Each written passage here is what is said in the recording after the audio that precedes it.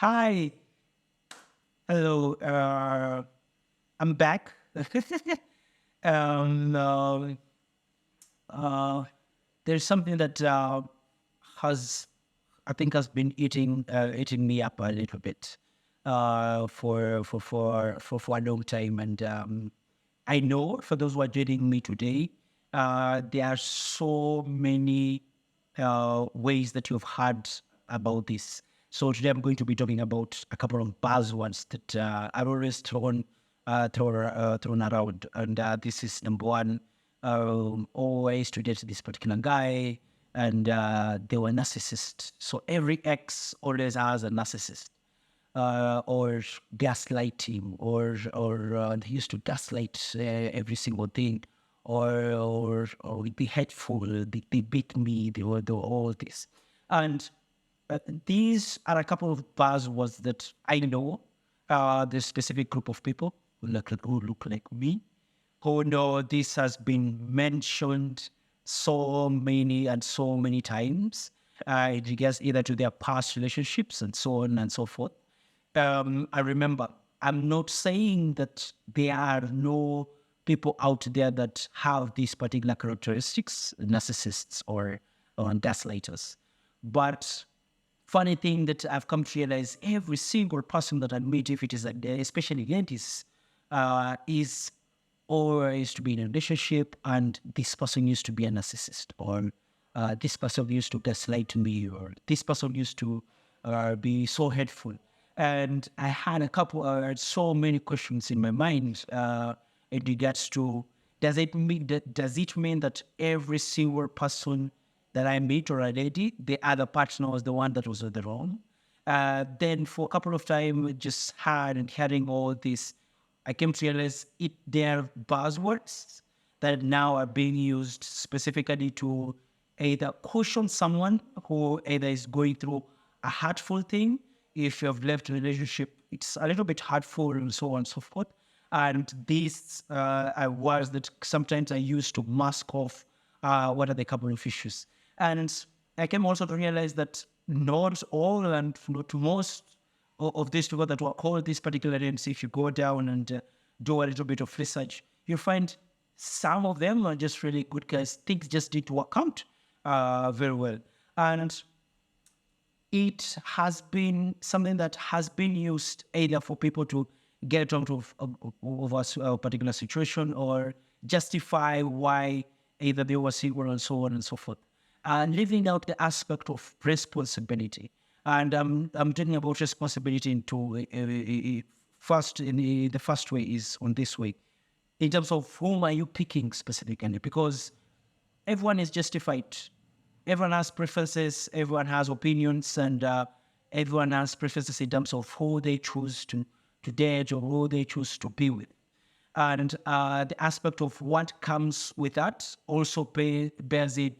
Even if there's someone who's also bad or wrong, there's also an aspect of responsibility in terms of you choosing particular partners. Because if you choose 10 partners and all of the 10 partners are bad people and so on and so forth, it brings out the aspect of also whom are you also choosing, in terms of whom are you engaging in one or another. So looking into the aspect of responsibility, sometimes you might find even it is not even the other person who was either with the issue.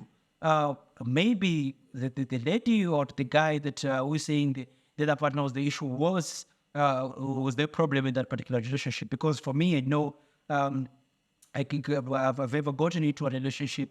I met a lady, she cried and said all how her partner used to be bad and all this and all this. Then 3 months down the line, I sat down with myself and I could see the pattern, I could see the characteristics, and I could see all these things. At first, I was thinking, is it that she's being cautionary, or she's bringing the baggage that is coming from the previous relationship into this new relationship?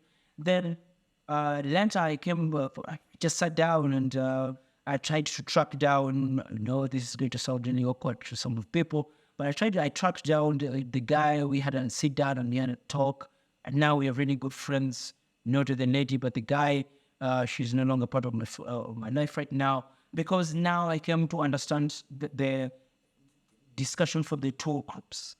And for me, I really wanted to discuss this because so many people are getting into either bad relationships, or so many people are getting themselves into really bad situations because there is always this thing of always believe, always believe. If I call myself a victim, always believe me. If I'm from a particular group of people, I should be believed and not other people should be believed, which has brought out the aspect of so many people and so many good men, so many good women, and so many individuals falling into this into the trap of getting into relationships with very bad people, which turns out to even these good people becoming also bad because they feel like every single person they're going to meet had the same particular characteristic. And for me, I always say number one, if someone starts saying, oh, he was a narcissist and all this, for me, first of all, it throws a little bit of red flags because um, if the relationship didn't work because of one or two or three or four things, there are particular things that need to be mentioned. Either they're not good in communicating, or one, two, or three, or they trouble for business, or they trouble this or this. These are reasonable discussion because it is easier for you to pinpoint where are the gaps and all that. But if just someone says they were narcissists or they used to gaslight me and so on and so forth, it becomes something like a nuisance because it is everyone is talking about it. And what do you specifically mean by that? So is the aspect of number one, responsibility. Sometimes we need also to check ourselves.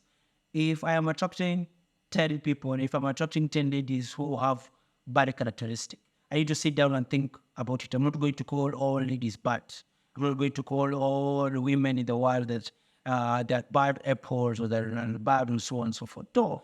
Sometimes maybe the way I am picking or whom I am picking from their pool of people that I'm picking, maybe I'm not really good in terms of making those particular choices, and I need to check on that. So that should be also one of the things that I need to sit down.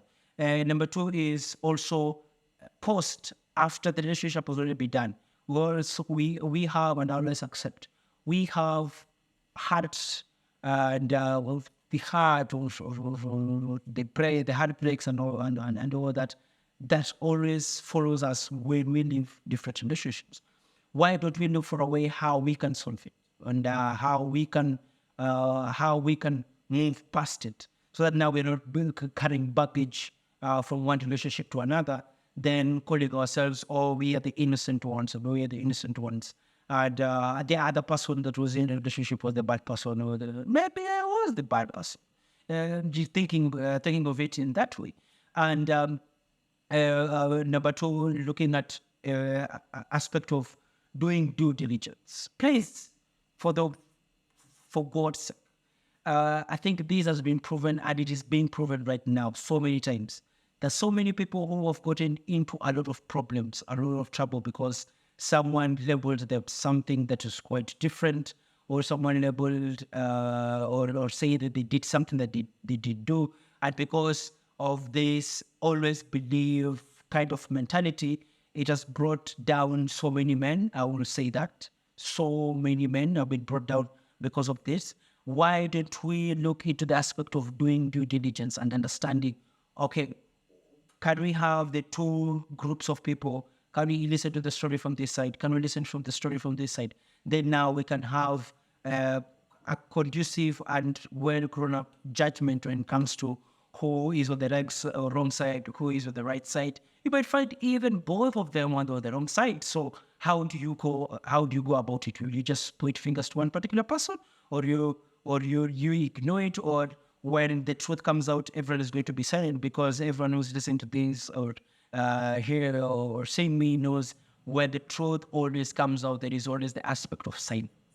Everyone goes silent. No one knows. All the people were like, oh, we were supporting, or this person did something wrong, or this person did something wrong. Everyone goes a little bit silent on it. So why is it always something that when someone comes out first saying that they have been troubled, then we just respect them and others and the other party no. So how do we look into such kind of discussions? How do we look into such kind of issues critically so that now when we are making or we are having discussions, or we are making rulings is not in the aspect of biases or in the aspect of, oh, I belong in in a specific group of people, but is in the basis of this is the truth. Because so that we don't have to wait for someone to go through all the loopholes until they reach the fifth year or the fourth year, everything has already been ruined. Then when the truth comes out, everyone goes silent because now everything that this person was trying to fight or everything that this person was trying to build has already been destroyed.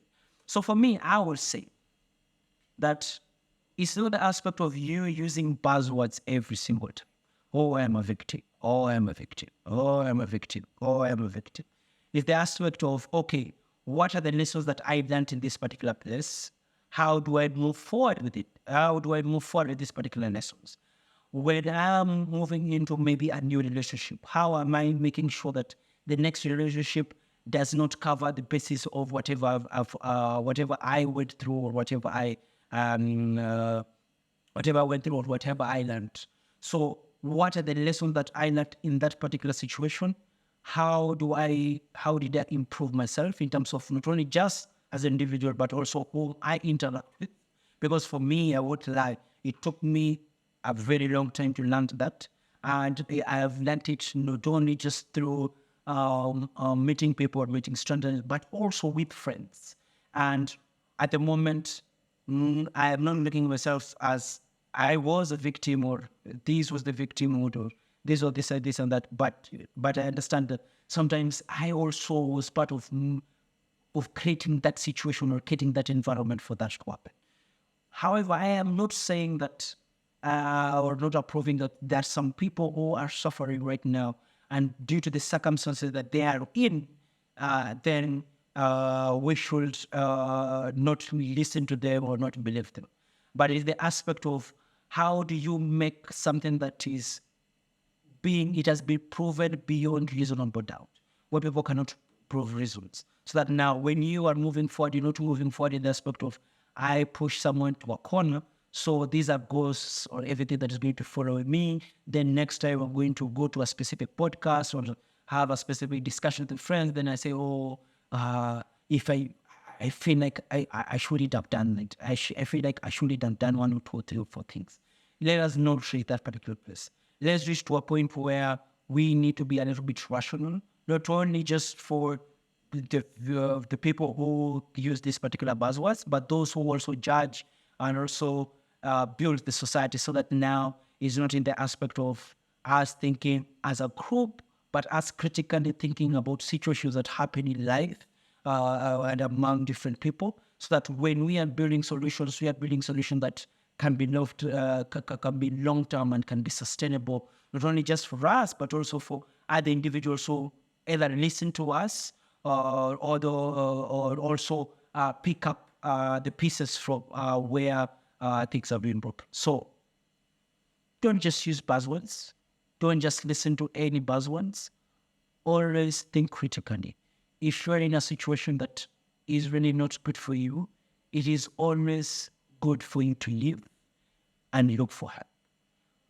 However, always make sure, as you are also looking for help, always make sure also the other side is always listened to. So that for those that are supporting you and for those that are also helping you, something doesn't come and also bite them in the back. And for every single individual out here, think critically, do not fall into temptations, do not judge before you go through every single thing. Thank you.